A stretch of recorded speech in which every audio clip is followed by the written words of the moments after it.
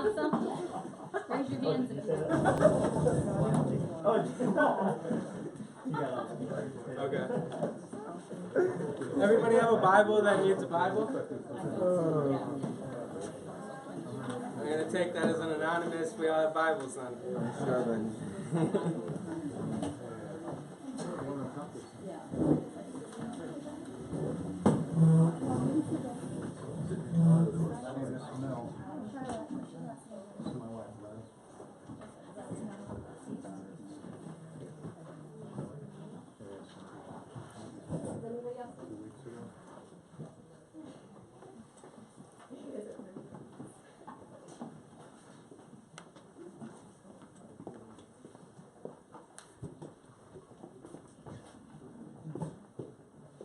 Okay, we're looking about good to go. We'll get started then. We got a little over half an hour left. So tonight we're really going to be, I feel like the Lord has been leading me to share a word on reflection. And, kind of like cheesy in a way because it's like the new year, but like it's important. New year, new you. Yeah. But yeah, no, I really feel that the Lord has led me into giving a word on reflection and looking back at the last year, especially since I've really been gone from this group for 2.5, 3 months, at least like actually plugged in. So I've kind of got to have a different perspective on things, and now I've been so caught up in everything, kind of allowing me to step back and just kind of reflect on everything that God has done in this group and in my life and in the lives that I've got to see.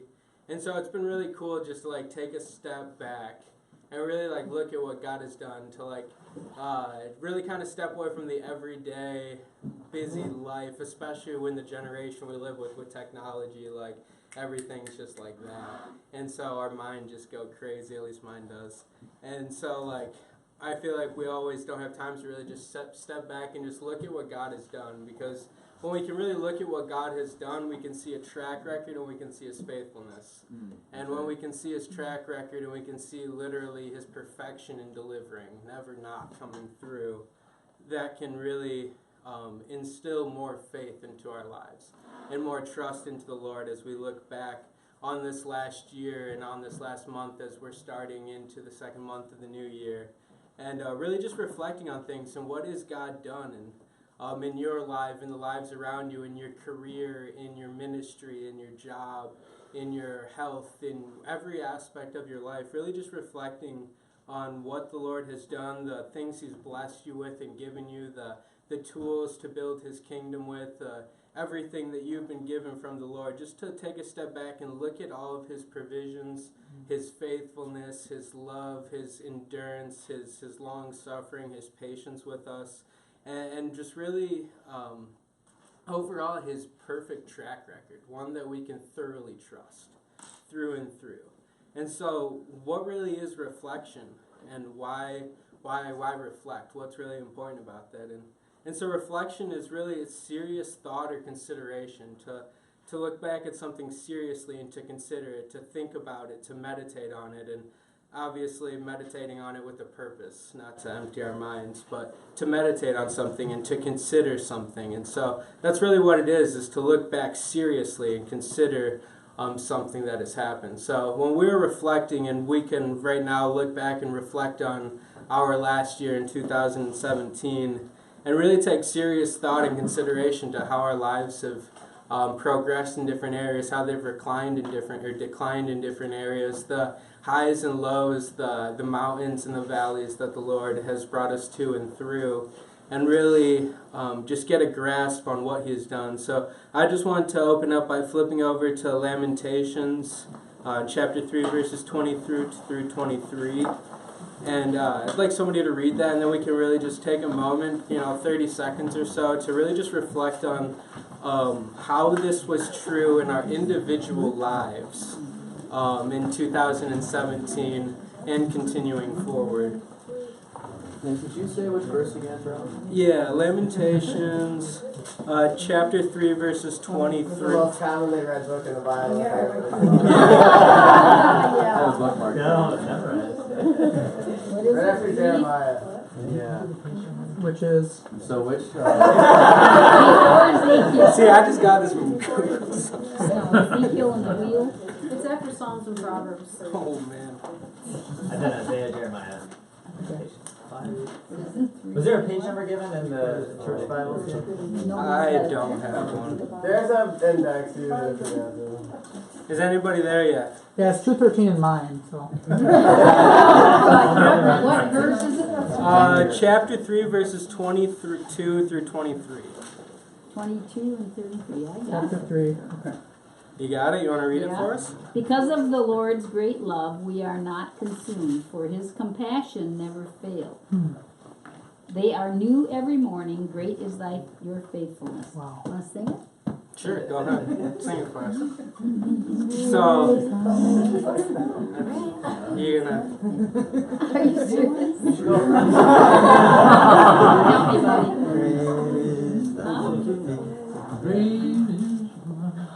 It starts because. Yeah, we'll circle sing. Yeah. Alright, cool. No, we got- So, could you just read that one more time, though, since we kind of Sure. got off a little? Yeah. Because of the Lord's great love, we are not consumed, for his compassions never fail. They are new every morning. Great is your faithfulness. So, really, I feel the Lord just wanted me to share that and really just allow us to take a moment and reflect on how true that really is. I mean, because of his great love, we haven't been consumed. Every morning, new mercies. And how that was true all through 2017 and will continue to be true. And as we can look back at the truth in that in our own personal lives, we can really see the track record that God has with us personally in his faithfulness and his provisions in our life.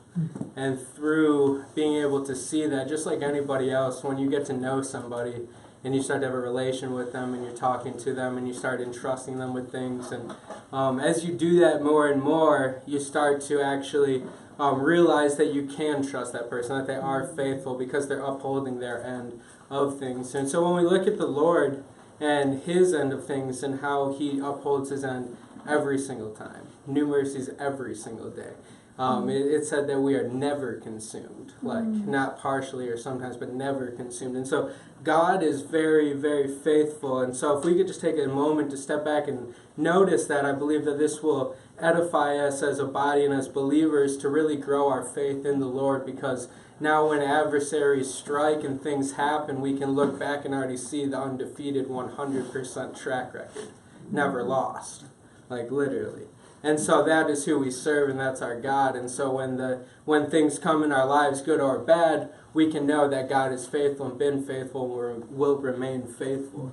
And so really why reflect? And so reflection really just allows us to step away and to look back at God's handiwork, at his faithfulness, at his track record, like I've said, and to really see why we can trust him. That is actually like we literally can put our trust in him, because everybody in here has probably had relationships where they thought they could trust somebody, they gave your trust to that person, and then you got burned for it.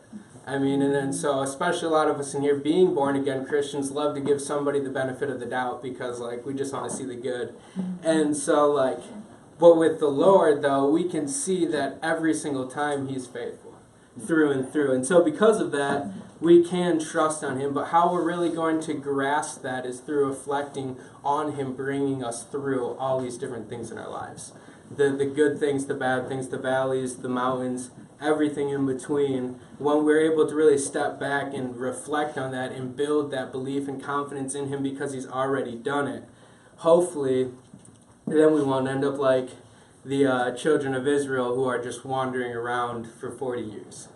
Because they're just not trusting God, not believing God. His provisions are there. He's coming through every single time. He's delivering them from the enemies. He's giving them bread from heaven, you know. And every single time something strikes, it's back to grumbling, back to moaning, back to forgetting God's undefeated track record. And so, like, he's got a really good track record. And so we can see that this is why we can trust him, that he is faithful. And so as this grows and as we reflect and see all these different times he has brought us through and we have trusted him, our faith and trust will increase in him and it will continue to grow. And so when we are doing this, reflection will help build our faith. And so faith pleases God. That's what Hebrews 11:6 says. And so when we take the time to look back and reflect on our life, and our faith can be increased, now we're able to actually please God more. And so I also wanted to flip over to 2 Timothy chapter 2, verses 13 real quick, if we could, and then we'll get into the meat of the study.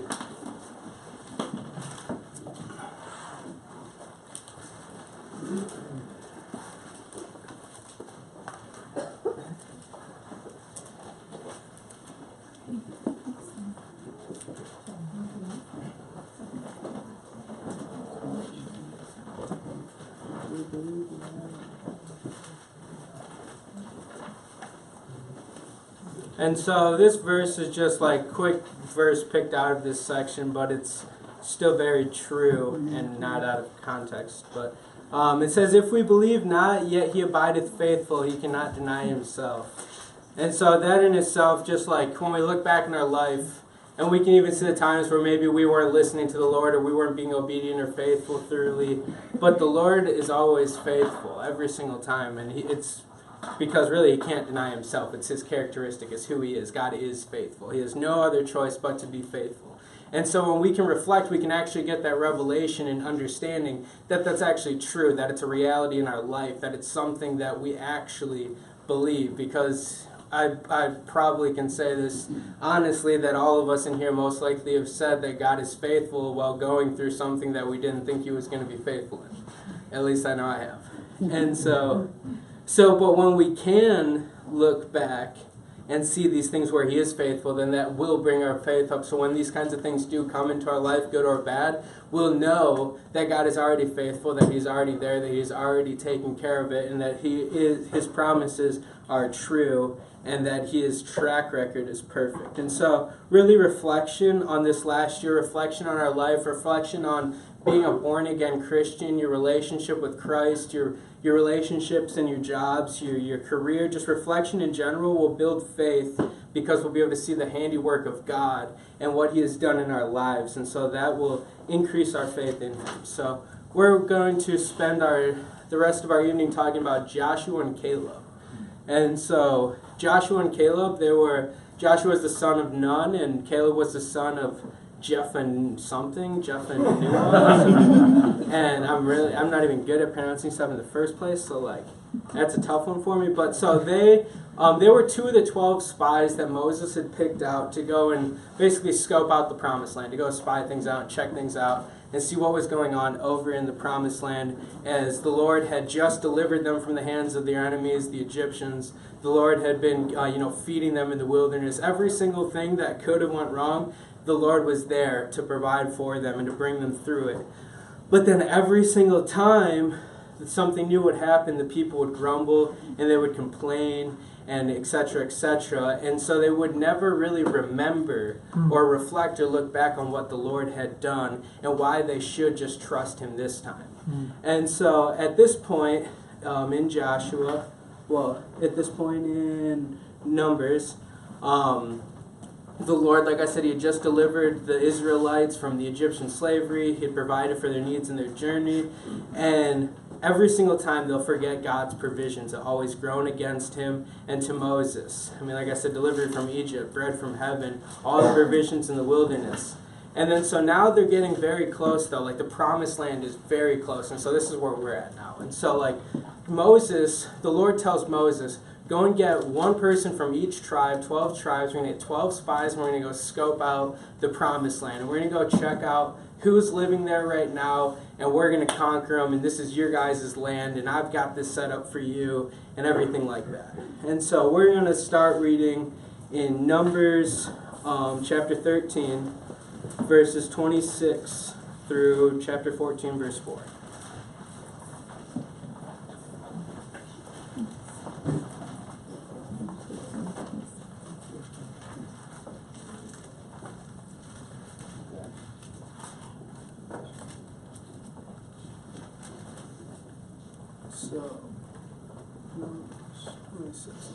Okay, it says, and they went and came to Moses and to Aaron and all the congregation of the children of Israel unto the wilderness of Paran to Kadesh, and brought back word unto them, and unto all the congregation, and showed them the fruit of the land.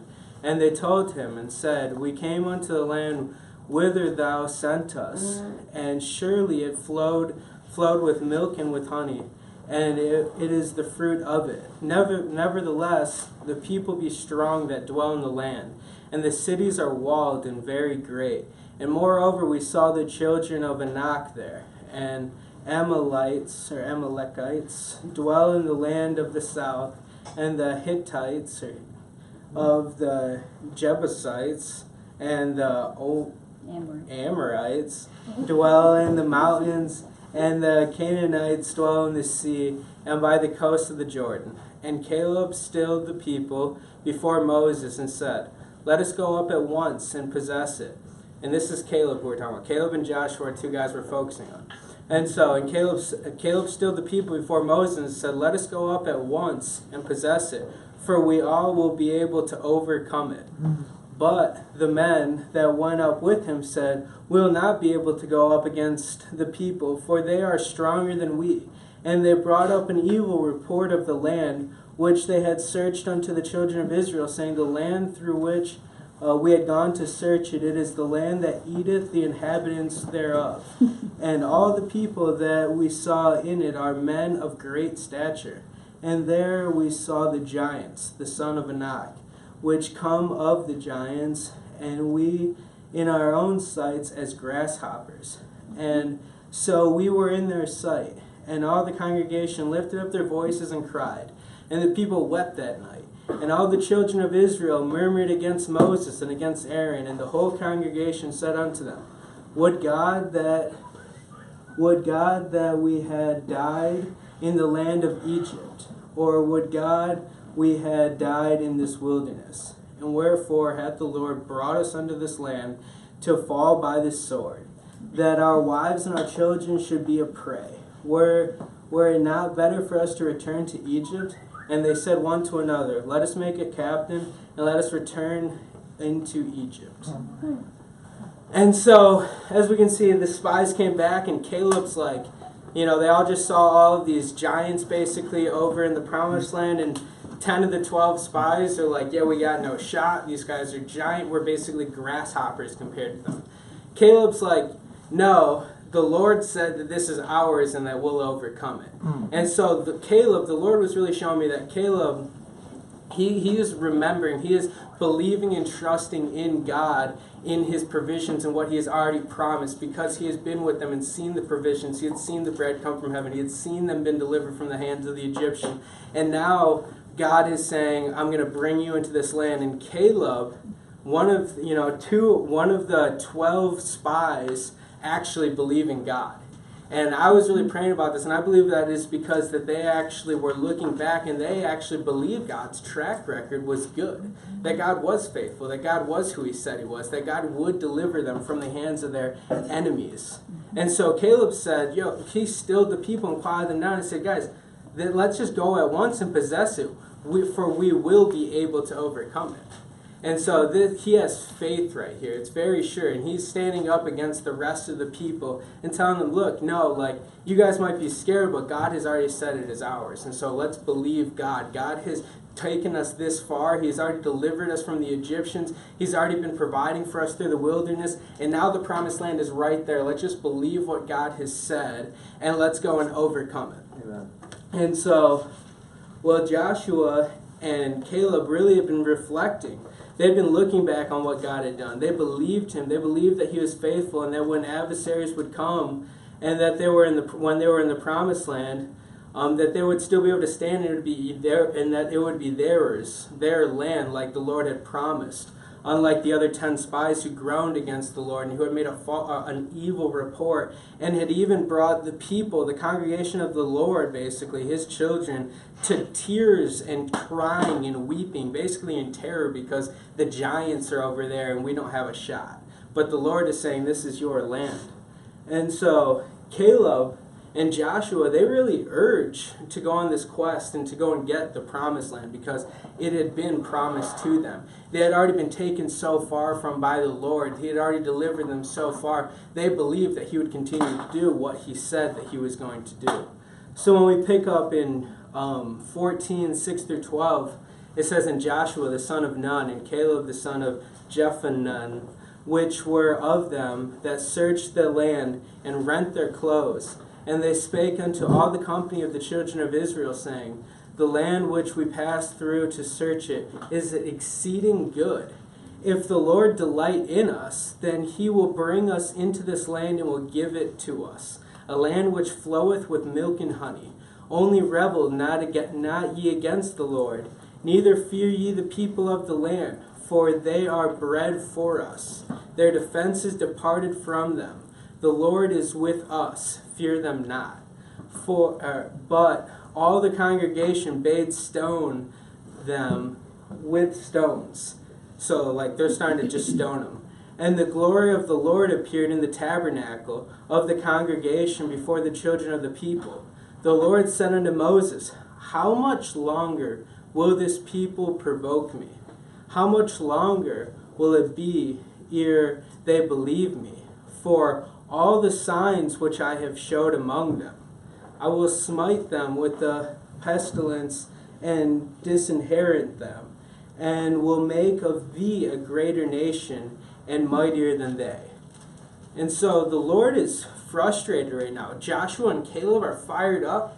They're like, we're going to believe God and we're going to trust him, and what he's already said is true, and God is faithful. And so all the people stir up against them and they just start stoning them instead. They're just like, no, there's not a shot. These guys are giants. Like, we're just going to turn against you guys. And the Lord comes. And the Lord says this. He says, "How much longer will this people provoke me?" He's basically saying, like, do they not remember anything I've done? Have they not looked back in my track record? Have they not seen all of my provisions, all of my handiwork, all of my protection over them? Have they not seen everything that I have done for them up until this point? How much longer? How many more miracles and signs do I need to show these people for them to understand I am faithful? And so that's what the Lord is saying right there. And he's so frustrated. He's just saying, I'm going to smite these people and disinherit them. Like we talked about earlier, faith is what pleases the Lord. And these people were doubting God a lot. And he was to the point where he said, I'm just going to smite my own people. I'm going to disinherit them. I'm going to take away their stuff. And I'm just going to make a great nation out of you, Moses, because you actually trust me, man. You believe me, so I'm going to make a nation out of you. And so Moses, he goes and talks to God. He really intercedes for the people on their behalf and helps the Lord realize, okay, maybe it's not the best idea to go and kill the people, because really what he had told them was that our enemies were going to see this and they would think that the Lord was weak, essentially, paraphrase. And so Caleb and Joshua, though, they really look back and they see God. They're remembering, because the Lord is saying, when are they going to remember? Like, what do they not understand? I have done all of this for them up to this point, but yet they still groan and complain. They still doubt me. They still don't believe anything. They have to say, when are they going to believe? But Joshua and Caleb, they remember. They believe the Lord. And so because of their faithfulness to God, what happens actually is, so Israel continues to just not trust God, continues to groan and complain. And so eventually what the Lord does is he brings upon a curse upon the people, that they would wander for 40 years in the wilderness, equivalent to the 40 days that they went and searched out the land as the 12 spies were out there. And they would wander out there until every last person died in the wilderness who did not trust in the Lord and his provisions, and that groaned against him.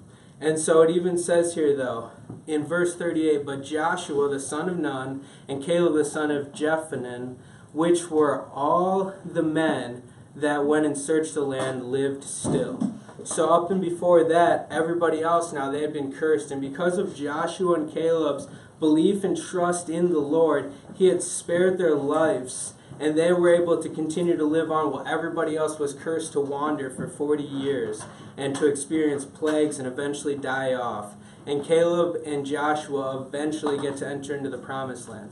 So I really felt led tonight to really to share with you guys to look back at the provisions that the Lord has made in your lives, to look back and see the things that He has done for you throughout this last year, because we can get so caught up in our lives, our everyday routine, and not really just take a step back and see how faithful God is and why we can trust Him and why He is good and the blessings that come with trusting God when we are obedient to Him and we do believe Him. And I mean, look at Caleb and Joshua. They were able to enter into the promised land while everybody else ends up getting cursed because of their groaning, complaining, and disbelief and unfaithfulness to the Lord. And so really I just feel that that's what the Lord wanted us to do for tonight, was to just take some time in small groups and kind of look back upon 2017, upon our whenever we just got born again, our lives as new born again Christians, our careers, where we're at in our lives right now, and just reflect back on the hand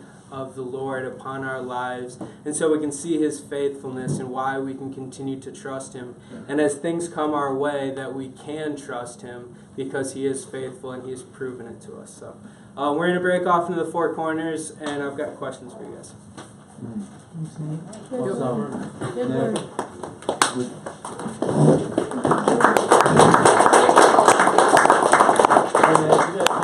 would you mind numbering us off? Sure. Sweet. 1, 2, 3, 4. 1. No, you One. go. One. One. Where's that here? You were the. Dan. I don't hear 1. 3. 4, 1, Yeah. So one. 3.